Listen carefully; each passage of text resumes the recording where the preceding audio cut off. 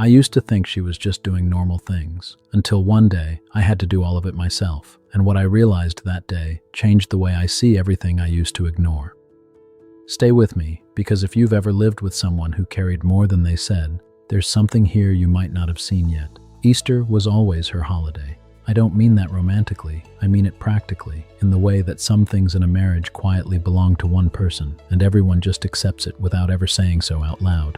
She bought the baskets. She hid the eggs. She knew which grandchildren wanted chocolate and which ones had gone off it, and she kept track of that in her head without writing anything down. She ordered the ham weeks in advance from the same butcher we'd used since before the children were grown, and she knew exactly how long it needed in the oven, what temperature, and when to take it out so it wasn't dry. I didn't know any of that. I didn't need to know because she already did. When she passed, our daughter called me in February to ask about Easter, and I told her not to worry, that we'd do something, and I meant it when I said it. I had no idea what I was agreeing to. I want to be honest with you about something that I think a lot of men my age don't say out loud. I had been married for 41 years. 41 years, and I genuinely did not know where she kept the Easter decorations. I didn't know we even had Easter decorations until I started going through the house, trying to make the place feel like something for the grandchildren. And then I found a box at the top of the wardrobe in the spare room with a paper label on it in her handwriting that just said spring, not Easter, spring, as if she had her own filing system in her own mind that I had never been invited into, and maybe never thought to ask about. That box stopped me cold. There were little ceramic rabbits wrapped in tissue paper. There were paper napkins with yellow flowers on them, still in the packet, saved from some previous year because she must have bought too many. There was a small wicker basket with a faded ribbon that I recognized vaguely as something that had appeared on the table every year for as long as I could remember, and I had never once wondered where it went the rest of the time. It just appeared. Like a lot of things, it just appeared. I sat on the edge of the spare bed with that box on my lap for a long time. Not crying. Not at first, just thinking. Thinking about all the years I had walked into a house that was ready for something. A holiday, a birthday, a Sunday dinner, a visitor coming. And I had accepted it the way you accept the weather. It was just there. The house was warm and it smelled right, and the table was set and the children were dressed. And I had understood, somewhere in the back of my mind, that this was her doing. But I had never really looked at it directly. I had never added it up. Easter morning that first year, I was up at 6. Not because I had planned to be, but because I couldn't sleep. And once I was awake, I realized I hadn't thought through the eggs. She always hid the eggs the night before.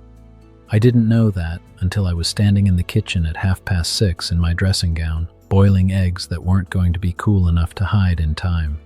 My grandson came downstairs at 7 and found me there, and I had to tell him the Easter bunny was running a little late this year. He was 7 years old, and he looked at me with a very patient expression and said, "Grandpa, I know it's not really the Easter bunny."